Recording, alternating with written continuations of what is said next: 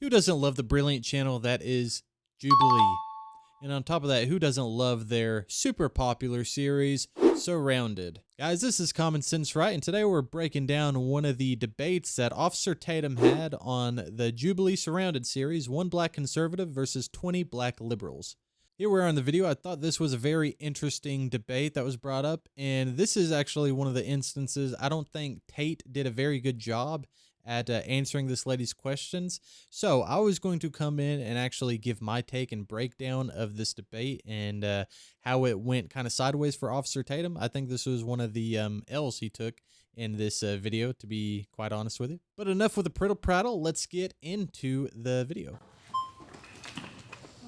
How are you? Good. I'm Zena. Nice to meet you. Nice to meet you as well. Okay. Topic so is black people hurt black people. Black people more than anyone else hurts black people. Okay. My question to you is why? Well, that's a really good question. I think that it stimulates from a few different facets, and I think a lot of them are responsible, but for the most part, by black people. When you are not raised in a loving household and you're not protected, you don't have a father in the household, those things lead to devastating outcomes. Young men doing things they're not supposed to do, like we see in modern society, these young YNs. All of these things are contributing factors to decisions that we make. Okay, cool. So what you're describing is a byproduct of poverty, right? And what we know under a capitalist system is that poverty compounds over time and history as well as wealth. And what has happened systematically as well as systemically in this system is that black people have been pushed away from wealth creating mechanisms. This has happened for generations, even past slavery. Even if we were to... So we paused pretty quick, but I wanted to address one thing, and this is actually one of the #1 things that I think Officer Tatum should have addressed. So for this instance, my my evidence and everything would suggest how black people hurt black people more than any other group. So we can look at the disproportionality of abortions that happen to the black community, right? So black people take up 13% of the population, yet they exterminate a large group of their black babies in the womb. So they disproportionately are killing their own children. So not only do we have the actual black mothers themselves aborting their own black children and, and thus hurting and destroying the black population as it is, but most black people in the United States vote democratically, and the Democrat Party is all for expanding the rights to murdering your children in the womb. They're all for the rights of expanding abortion. So when most black people are voting for this democratic system to expand abortion, to have the right to murder your child, you're disproportionately killing black babies in the womb. So black people are voting for the right to kill their own children disproportionately compared to the other races. As we all know, Margaret Sanger was a founder of Planned Parenthood, and she originally created it to destroy the black population. She wrote this in a letter and said she didn't want it to get it out there because it would destroy her, basically. And now it's out there for the whole world to see, and no one could care less. So for one, I think this is the #1 instance of black people hurting black people more than anything in the world. All right. And I don't think anything else comes close. I would have to hear some arguments against that, how anything else is worse. It's really shocking that Officer Tatum didn't take this argument that I just made and ran with it, because I think it's almost unarguable. I mean, how do you defend the vast majority of black babies getting murdered every single year inside of their own black community? I don't think you can argue that after slavery, nothing else happened. There was no Jim Crow laws. There's no redlining. There's no unequal implementation of the GI Bill. We would still see that, our country has lived under the disenfranchisement of black people longer than it has been free. So my question is, what do you think accounts for the $4 to $16 trillion that was stolen from black people through slavery? Where does that equalizing mechanism? I don't believe that you can say that money was stolen from black people during slavery. Oh, but let me explain. Because money wasn't stolen, opportunities were not there because black people were slaves. It's not a fair comparison. So imagine this: you got 200 people on a plantation, and they're making you millions and millions of dollars, right, a year through their labor, right? So what happens is there's no money to steal because black people weren't granted the humanity you're to saying be compensated black for the value people, that they created. Well, let's look at it like this. This is an environment and a dispensation of time where slavery was a fact and a reality around the world. And we live under So capitalism, right? Let me explain. So it's not like it was somehow uniquely. Oh, it was very it's unique not to the West. uniquely in the United States of America. Chattel slavery? Majority of the slaves Do you want to were in compare South chattel America. slavery? Let me just give you an to- example. Majority of the slaves were in South America. You do agree to that. About 400,000 black people Do we were want to made focus on slaves America, over though? time. Why are we pivoting the conversation? My We're question not pivoting was anything. You what- got it. You jumping what- around. No. Let's stick to I had a something where question. we Do you can remember have the question I asked you around 2 minutes ago?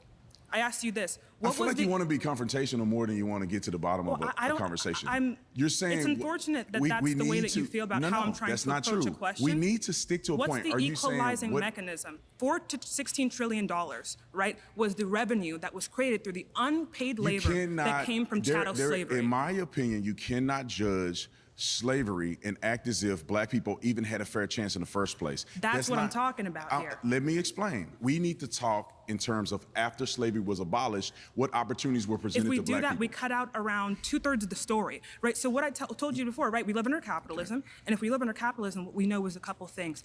Wealth comes from capital, and capital compounds, right, value. So what happens is property taxes. Are you trying to say that inevitably black people will never have an opportunity to be successful in America? Is that what you're saying? All right, so she's about to bring up a pretty decent point when it comes to slavery.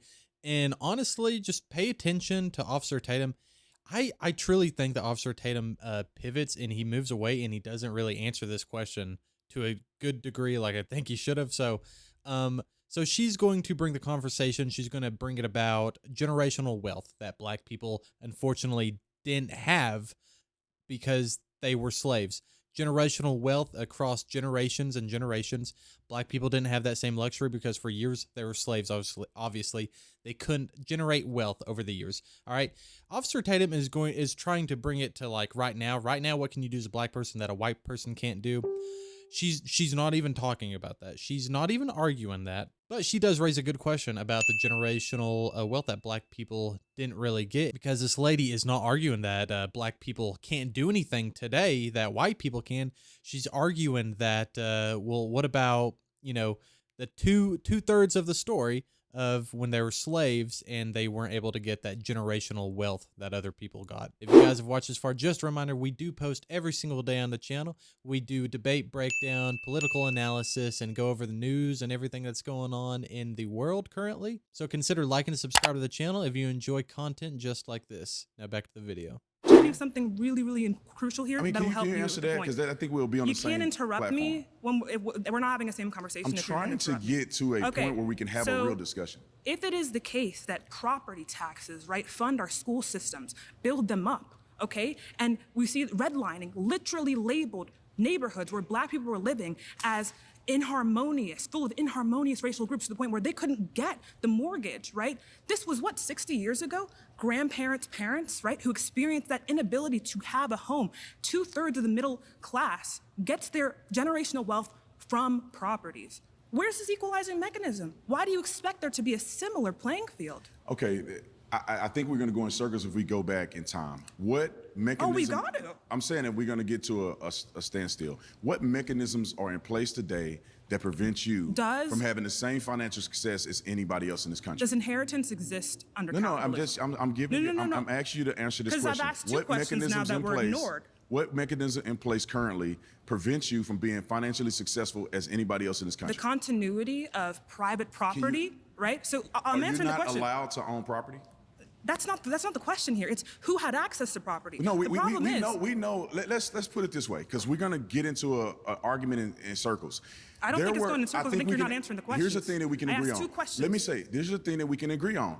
We can agree that there was discrimination in this country. We can agree that there's some elements of... Do you agree that inheritance exists? We can agree that there's elements of things that happen in this country that put black people behind. We can agree to that. Okay. But what I'm telling you is that we cannot still live 60 years ago We're living in the future. and act as if we don't have an opportunity today. Here, we could break down redlining. We can go through the process of all these different things. Let me address it. Because I don't think that we're telling the full story about redlining. I don't think we're telling the full story about economic opportunity for black people in America today. I think you're right. So white families, on average, have a 10 times higher median household income than black people. Why is that? And that's what I want to answer for you. Let me answer it. Let me answer it for you. You asked me a question. Why are you answering the question that you asked to me? You just let me answer the question for you. No, I don't want you to answer it for me because I want to answer. I want to participate in a back and forth. Okay, come on. The reason is because wealth in this country is passed down. The biggest, in 2020, they projected that $765 billion, right, was passed down through gifts and bequests to the American population, right, the middle class, and that's just the middle class. That is the majority way that wealth funnels down in this country. Are you saying that black people are not currently able to have financial success in this country just like white people? I'm saying that we're comparing a tortoise to a hare right now. I don't think that's true. I think it's are you absolutely alluding true. to the fact? Let's talk about redlining real quick, because I think that it's been disproportionately represented. When you talk about redlining, do you know? Yeah, I mean, we saw it right there again. Officer Tatum just kind of won't acknowledge it. And like I said, I don't think this lady is trying to be disingenuous. She's not saying that black people don't have the opportunity. She's wanting him to address the fact that they weren't given a chance to build up generational wealth to pass down, through families and, generations. I think that's a pretty reasonable thing to talk about when we're talking about black people hurting black people, because in this instance, it really is not the case, because it's the white people that hurt them and didn't allow them to have this generational wealth tumble on top of each other. Now, do I agree with all these liberals' talking point or anything like that? Of course not. Do I think black people hurt black people more than any other group? Of course. I mean, like the abortion thing that I just brought up, I think that's probably the number one argument that I would bring, and I don't think anyone would have any contention with it. I don't think anyone would be able to argue against it personally. And I think it's good for the crowd to understand this, that in the red line districts, 92% of all the people who live in the red line districts were white. Are you aware of that? Where is this source coming from? Redlining specifically labeled. Do you not know this as a fact? Okay, how about this? The underwritings of the HOLC specifically said that black groups, right, were seen as inharmonious groups that we should be very wary. No. Let's look it up. The fact check will be somewhere here or here for you. FHA, right? It said that's what the inharmonious FHA, groups. that's Black what the people were FHA titled determined. as FHA. Okay, they we're both gonna work pause together. it No, they here. did not both work together. They were We have different. to They had pause No, it they were different, but they functionalities. worked together. They Guys, had we do have different to pause. You've functionalities. been voted out. Thank you. If you Now, once again, not trying to send any hate or anything towards Officer Tatum. It was a great discussion regardless. Reminder that all the video links will be in the description below as always. And Jesus Christ is King. Repent and believe in the gospel, everyone.